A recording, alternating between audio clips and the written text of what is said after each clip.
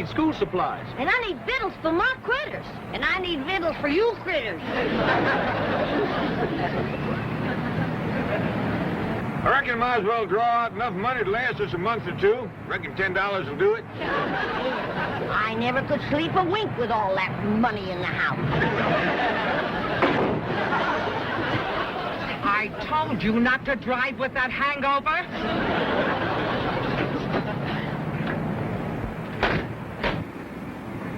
Anybody hurt? I don't think so. Well, no harm done, huh, kid? Well, not to your car, but you kind of bent our bumper. I reckon I can straighten it out, though.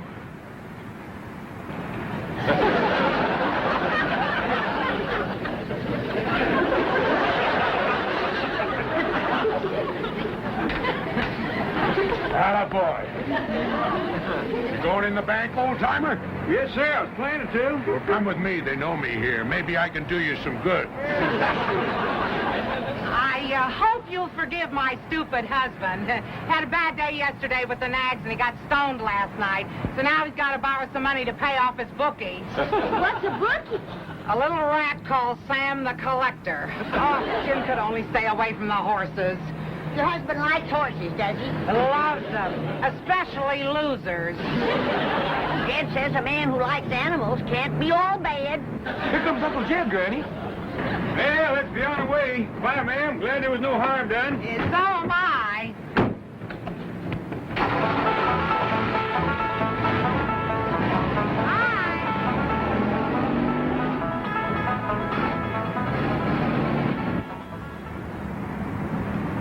What happened to you? Fall down in there? Shut up and act hurt. That old geezer's worth $35 million. What? Faint. We'll sue him for a bundle.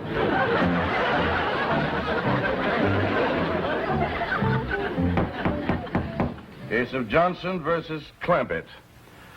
Are the plaintiffs ready? We are, Your Honor. Are the defendants ready?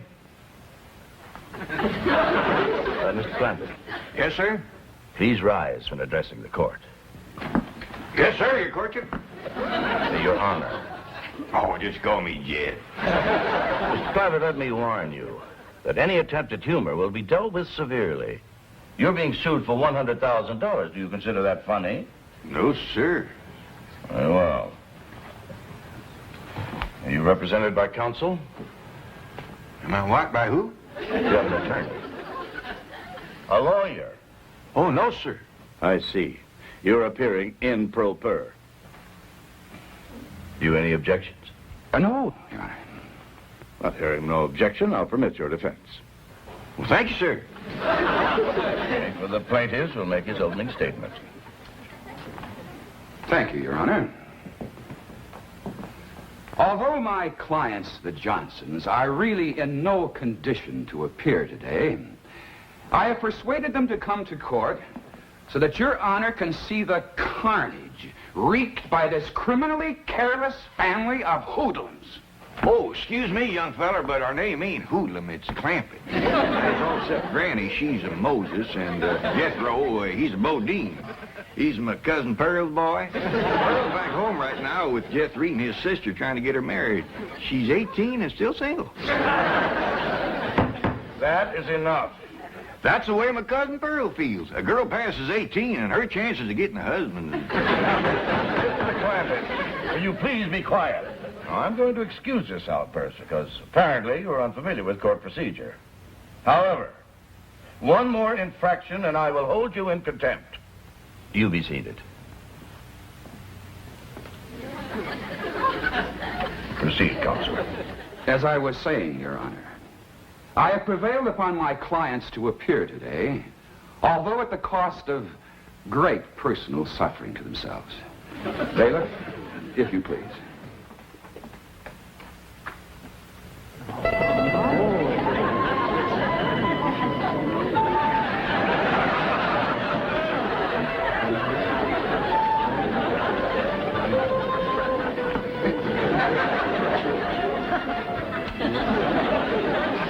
Is them the people that run into us?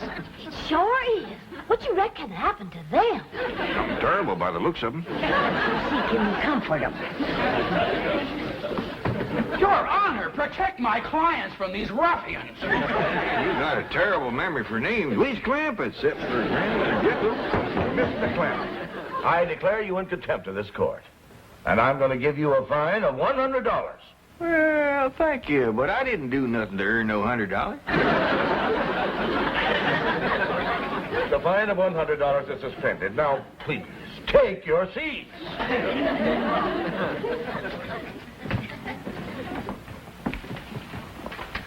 Kid, where's the $100 he promised you? Didn't you hear him, Granny? The judge spended it. What right he got spending your $100? Order in this court. The attorney for the plaintiffs will proceed. Your Honor, the maimed and broken bodies of my clients speak more eloquently than any words of mine in condemning the criminal actions of this lawless family. What'd he call us that time? Lawless? I know a family named Lawless. Awful nice folks. Raise pigs. You will prove, Your Honor, that on the day and date set forth in the complaint, said defendants did willfully and maliciously crash into the plaintiff's car, inflicting upon the bodies of the plaintiffs numerous and grievous injuries, for which we ask the court to award damages in the amount of $100,000 to said plaintiffs. He can't even remember the Johhsons. He keeps calling them the plaintiffs. There are two ways about it. When it comes to recollecting names, that young feller's pitiful. I want you to tell the court in your own words exactly what happened. Well, Mrs. Johhson and I had just driven up to the bank where I hoped to borrow some money from my favorite charity, the Horse Lovers of America. And although we've been married for 20 years, Mrs. Johhson and I are still very affectionate. Proceed with your testimony, Mr. Johhson. Well, being affectionate as we are, we sat in the car for a few moments to speak of our love. I love you, Jim Johnson. I love you, Mabel. What other man would borrow the money to help those poor old horses on their way to the glue factory? I do what my heart tells me. Mabel! What is it, Angel? There's an old truck careening down the street out of control. Oh, Jim! He's heading straight for us! Well, have no fear. I'll protect you, darling. And that's the last I remember, Your Honor. Those monsters crashing into us in an alcoholic stupor. Please. Court is recessed for 10 minutes. Who you reckon smacked into them people like that? I don't know, but they was driving something called a stupor. What do we drive, Jethro? I ain't sure, but I think it's called a Stutz. If we wasn't there, we could have helped them. Excuse me, mister. How do you get to the playground? Playground? Oh, yes, sir. He just called recess.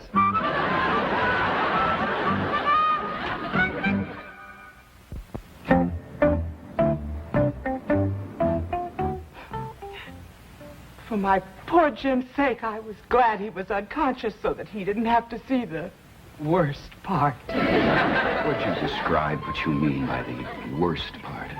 Well, you see, the impact threw my husband out of the car. There he lay on the street, broken and bruised. My precious darling. Did those insensitive beasts care? No. They actually seemed happy about it. Let's back up and hit him again. That one about knocked him 5 feet in the air. Why don't you learn how to stay out of people's way? You girls, look what you've done to my husband. I'll bring him around.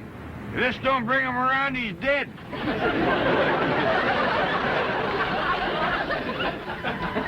My poor husband, whose precious lips had never before touched alcohol. Your Honor, please, sir, Mr. Judge. Yes, Mr. Clampetts? Do you wish to question Mrs. Johnson? Oh, no, sir. That poor woman's been through trouble enough. I just want to say that me and my family here is right good at tracking and trailing and hunting. And we'd be right pleasured if you'd let us go out and hunt down them rascals that was so mean to the Johnsons. Clampett, do you expect the court to take those remarks seriously? Well, I reckon I did brag a little too strong on us, but if we can't catch him, we got a hound dog named of Old Duke. He can follow our trail a month old. That's back again. Why, you just give old Duke the scent, he can't get after it. Is it possible that you people don't realize that you are the accused? What do you mean? You are the folks who caused these injuries to the Johnsons. Us? Who says so? They do. That's a dad-blame lie. Wait, what's even five? Bailiff, restrain these people. No, you want to fight? You want to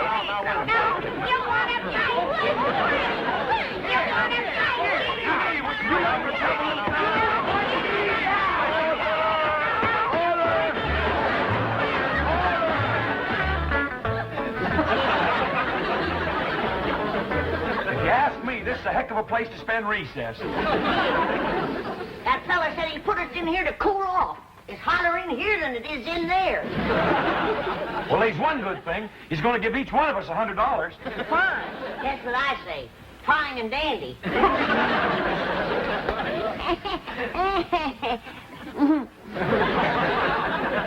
Jed, you look like you're counting hairs on a hog's back. What you studying on? I'm studying on this whole situation, Granny. Why would the Johnsons haul off and say we'd done something that we didn't? Well, maybe they's fibbing to get the money. Maybe they's Tex. I agree with Ellie. Way I got it figured, that accident they had knocked their memories loose. I coulda. The way they's bandaged up, they must have took some awful hard knocks. Granny, supposing you make some poultices for the Johnsons, then that'll draw the hurt out of their heads and they'll be able to remember what smashed into them. I'll do it, kid. And I'll whop up a great big dose of retchweed tonic. There ain't nothing like retchweed to get you thinking straight. All right, folks. Judge adjourned court till after lunch. And then he wants you all back in that courtroom on your very best behavior. He said he'd suspend your $100 fines. There he goes, spending our money again.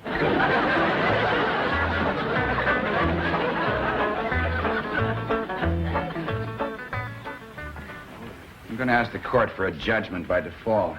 Those hillbillies aren't coming back. They probably left town. Hope we didn't keep you folks waiting. We hurried the best we could. Didn't even stop to eat. For a piece over at our place. Granny got a lot of fixing to do. And you're going to feel a heap different when I get done with this. How dare you threaten my clients? Quieten down, little man. Ain't nobody threatening nobody. They're back, Your Honor. All rise.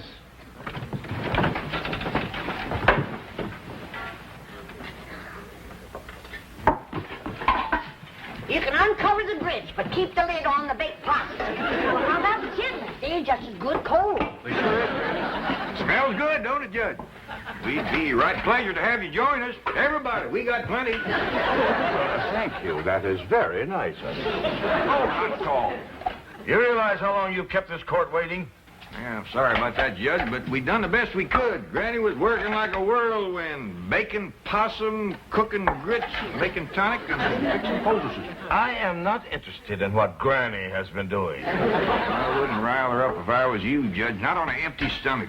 Granny gets right ornery when she ain't eat all day. I am also not interested in her dietary idiosyncrasies. Bailiff, remove that food from this courtroom. Hold on. We's hungry. That's your own fault for being late. I wouldn't say too much about being late if I was you. This is the second time today you've come in here in your nightgown.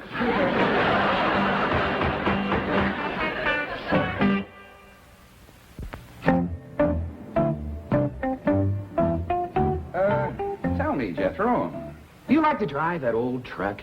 Oh, yes, sir. Do you like to drive fast? Oh, yes, sir, but I'm Just always... answer the question yes or no, and tell the truth. How do you like to drive fast? Yes, sir. Were you driving fast the day you crashed into the Johnsons' car? Oh, no, sir. Well, were you driving slowly when you crashed into their car? No, sir. That's I'm all, always... thank you. But Now I'm step down, please. Next witness. Granny, I understand that you make very good moonshine whiskey. I call it my rheumatism medicine. I see. But it is quite potent, quite strong. Well, you don't want to stand too close to a fire when you uncork it.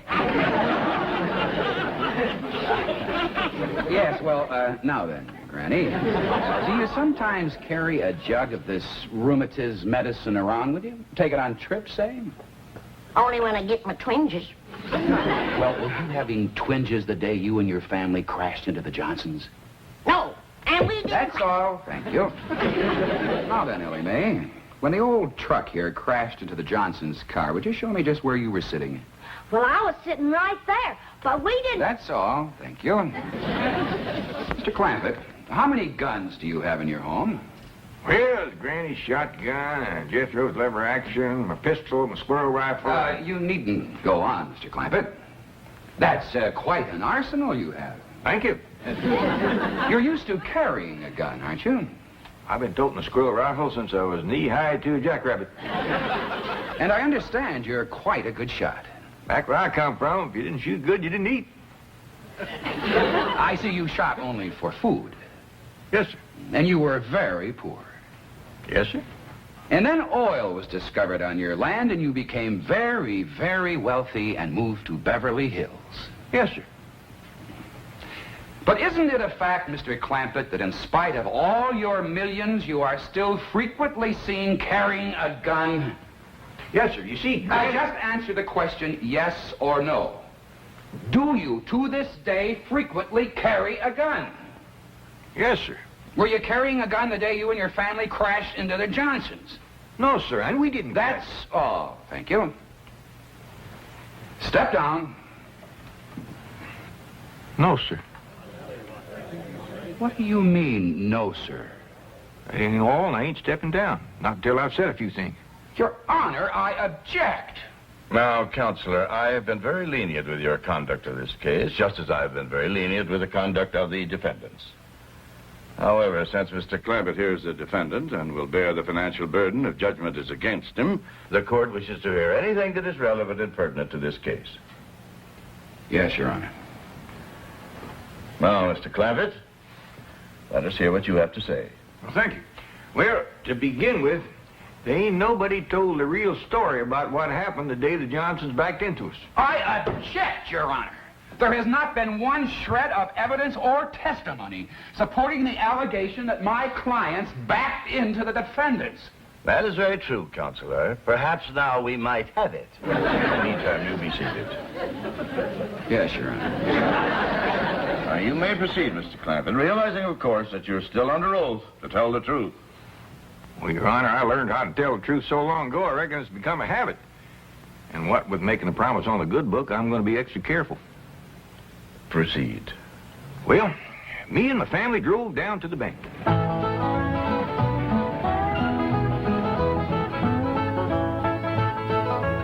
And then we drove on home, and that's the last we seen of the Johhsons till somebody come to the house and told us to come down here to the courtroom. You may cross-examine.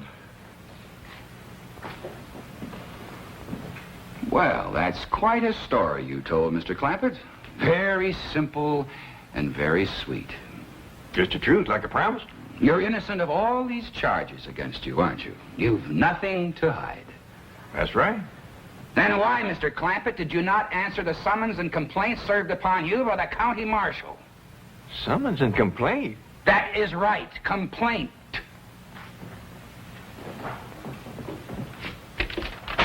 This is a complaint, Mr. Clampett.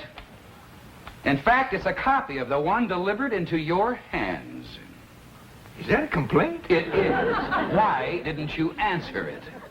Would you mind reading that first line there? The people of the state of California send greetings to J.D. Clampett. That just didn't seem like no complaint to us. And as for Aunt, well, Jethro says there's pretty near 18 million people in California. We just couldn't hardly see how we could get around to greeting them all back. Any further questions? Not right now, Your Honor. Court will recess for 30 minutes, after which we'll hear final argument.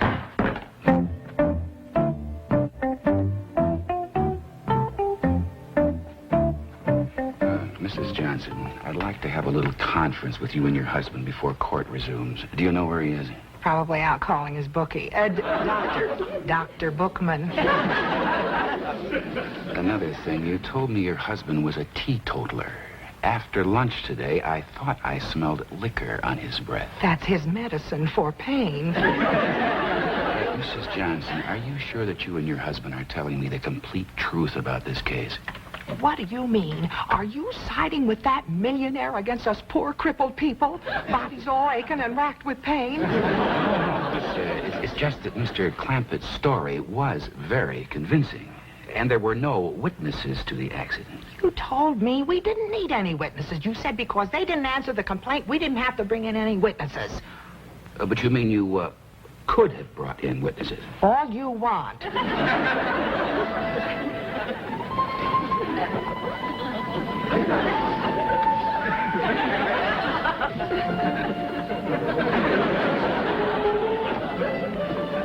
All rise.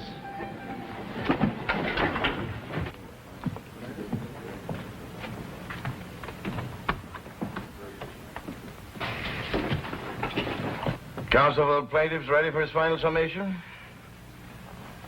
Yes, Your Honor. Your Honor, sir, Mr. Judge, could I say something that might save us all a lot of time? You any objections? No, Your Honor.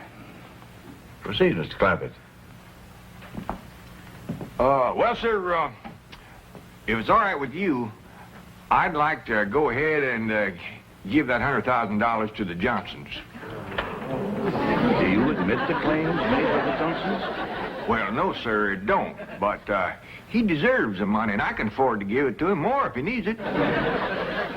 Would you mind telling the court why you think he deserves it? Well, Your Honor, I got a daughter here, Ellie Mae, and I reckon she means more to me than just about anything in the world. And during the recess, when I seen Mr. Johhson with his daughter and seen how much he loved her, just like I do Ellie Mae, well, it kind of tore at my heart. What daughter? Shut up. There he was in his wheelchair in that little room across the hall, and in walked this beautiful girl with the long red hair, and I knowed right away she was his daughter because she walked up to him and she says, "How's it going, Daddy?" Judge, Your Honor, with no nurse to help him, that brave man got to his feet and stood there straight and tall so she wouldn't see he was suffering. And he hugged her and he kissed her, and right then is where I found out she was a heap like my daughter, fond of critters. Because he said, "Marcia, darling, when I get this $100,000, I'm going to take you to Mexico and we're going to watch the ponies run." Run up for that. Your Honor, these developments surprised me as they did you. I asked to be relieved from the case at once. Request granted. This court finds for the defendant. Bailiff, bring those plaintiffs back into this court immediately. They're to be held for perjury.